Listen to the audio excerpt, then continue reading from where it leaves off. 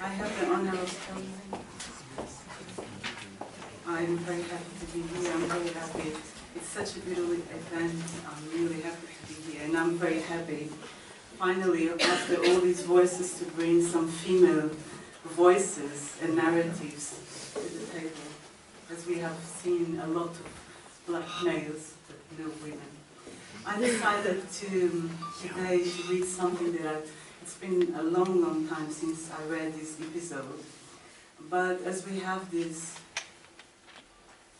picture on the back, keep Britain white, and as we are talking about citizenship, I decided to read an episode that I read here, I wrote here in Plantation Memories on space politics, called Where Do You Come From?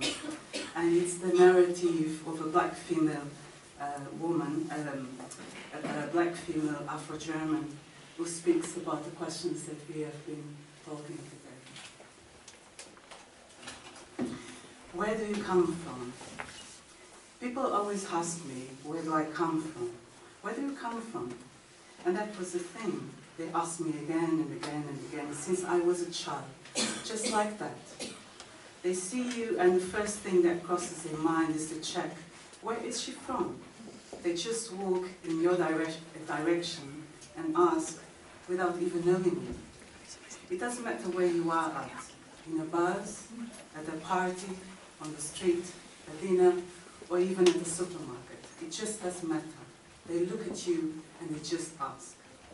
These are the words of Alicia, an Afro-German woman. Since very early, white people living around her used to confront her with questions concerning her body and her national origins, reminding her that she cannot be German because she's black. This constant questioning about where does she come from was and is not only an exercise of curiosity or of interest, but also an exercise to confirm dominant fantasies around race and territoriality. Alicia is asked in the first place because she's categorized as a race which does not belong. The question contains the colonial fantasy that German means white and black means friend, stranger, Ausländer, foreigner. It is a construction in which race is imagined within specific national boundaries and nationality in terms of race.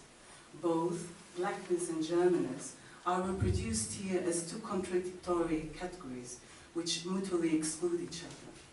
One is black or German, not black and German. The and is replaced by the or, making blackness incompatible with Germanness.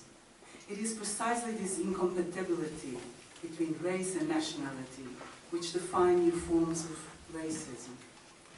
While old forms of racism appealed for biological races and the idea of superiority versus inferiority, the new forms of racism speak instead of cultural difference and its incompatibility with the national culture. We spoke about that today in the morning. Racism has therefore changed its vocabulary. We moved from the concept of biology to the concept of culture, and from the idea of hierarchies to the idea of differences. Within contemporary racism, there is no place for difference. Those who are different remain perpetually incompatible with a nation. They can actually never belong. They are irreconcilable Ausländer, strangers, foreigners. Where do you come from? Why are you here? And when do you intend to go back? These questions embody exactly this fantasy of incompatibility. We have nothing against them, but those who are different have their own countries in which to live, and therefore they should return. At first sight, it seems like an inoffensive and even naive thought. The question, however, exceeds in aggression because it unveils the white subject's reluctance to accept that we do not have our countries in which to live, but rather that we are living in our country. I cannot avoid remembering how the street where I grew up was called. I grew up in Lisbon, Portugal, and the name of my street was called João de Barros. as soon as we moved in, became known as the Street of the Monkeys, Rua dos Macacos, Street of the Apes or the Monkeys, sometimes also called República das Bananas, an imaginary nation inhabited by monkeys and congested with bananas. In the eyes of whites, we, the blacks, were the monkeys who have recently arrived from the former colonized Africa. We were from Angola, from Mozambique, from Cabo Verde, from Guinea-Bissau, my family from São Tomé e Príncipe. We were from East Timor, Roma and Sinti. The need to imagine our street as an illusory separated country reveals this incompatibility between blackness and Portugueseness. They wanted indeed to imagine us living in another country, not there with them.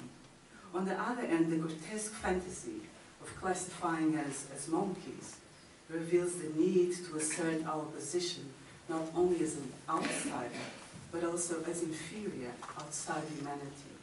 Twice, doubly excluded, doubly placed as other. And you know, says Alicia, and if I answer that I say that I'm German, they look at me confused, you know. They stop for a moment like thinking, German? Or they just start laughing, as if I misunderstood the question or gave the wrong answer. And they go and say, no, but you cannot be German. You don't look German. And start pointing to the skin. You don't look German. Where are you from? Or where are your parents from? Being looked at and asked are forms of control which embody power. Alicia is looked at, raised in the field of vision, and asked because she's expected to justify her presence in the white territory. Those who ask exercise a power relation that defines Alicia's presence as friend, as a stranger. Is there a bird now?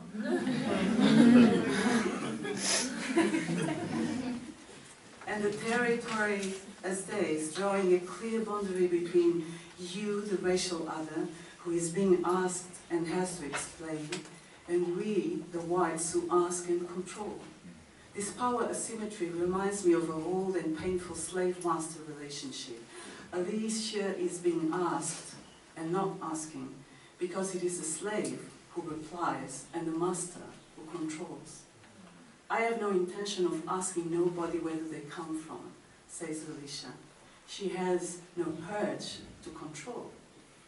The expectation that racial others tell their origins and expose their biographies reveals exactly this colonial dialectic and the very important question, which is the primal scene.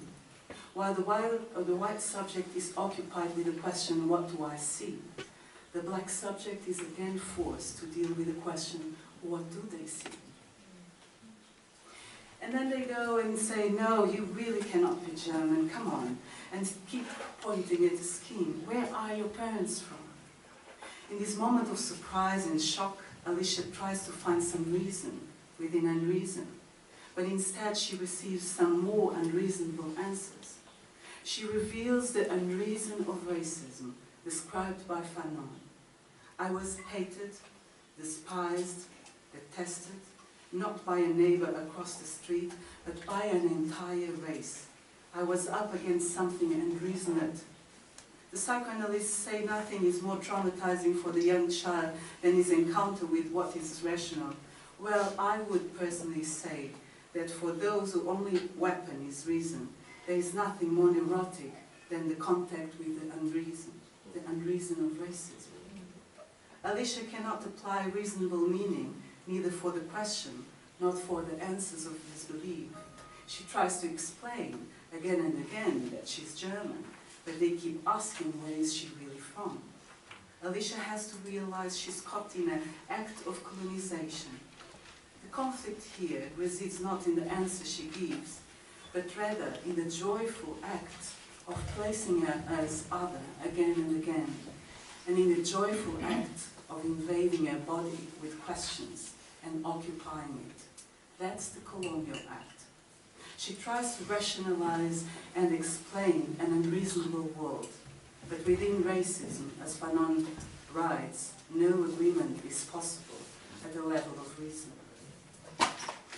I do not have the story that I look like, says Alicia, and I can explain it as many times as I want. They will always let me know that the story I tell is not the story that they want to hear. I feel sometimes that I don't have any story at all, because my story, the Afro-German story, is not welcome. They do not want to hear it. Alicia may experience this contradiction as a painful inner splitting, as it seems one can only exist through the alienated image of oneself. What else could this be for me, asks Fanon, but an amputation, an exclusion, excision, hemorrhage that spattered my whole body with black blood. One uses the language of trauma to speak of everyday racism, indicating the painful bodily impact and loss characteristic of a traumatic collapse. Because within racism, one is like surgically removed and violently separated of whatever identity one might really have. I felt blades open within me, and I could no longer laugh. Fanon remarks, there is indeed nothing to laugh about, as one is being overdetermined from the outside by fantasies one sees, but one does not recognize as being oneself. I know they want to hear an exotic story. I am aware of it, especially men. They want to hear an exotic story. They want to hear that I come from somewhere in Africa or in Brazil or whatever. Here Alicia has another component, race and voyeurism. People come to ask where she is from because they also have pleasure through the exhibition of otherness. They are not interested in hearing that Alicia is German just like them, but rather they want to hear a very exotic story where their colonial fantasies and the remote other are revived. Alicia is expected to provoke pleasure. She's undressed, and patiently question after question, an audience undresses her on the search of that paradise. Okay, what about your parents? Where are they from? They keep asking until a fabulous exotic story is told. This is what has been called a modern primitivism. Primitivism in the sense that it constructs the black subject as the primitive, as the one who is closer to nature and who possesses what whites have lost. Sometimes people call this positive racism, but what a stupidity to call racism positive. Stupidity indeed, as exclusion, isolation, and racial exposure can never be positive. These projections that I'm describing here come to form what we call the primarily envy, where there is simultaneously a wish to possess certain of the desired attributes of the other, but at the same time, the other must be destroyed and attacked, because he or she represents something perceived as lacking. Alicia becomes both an object of desire that must at the same time be attacked and destroyed. She seems to be desired, but her position as an object of desire cannot be dissociated from the envy involved. People ask because they want to see the exotic, but if she doesn't answer, something else happens. At any moment, she can be transformed from the fascinating black woman into the humiliating N-word, from the exotic into the Scheisse Ausländerin, from good into bad, and from sweet into bitter, according to the fears and desires of the audience. Thank you very much.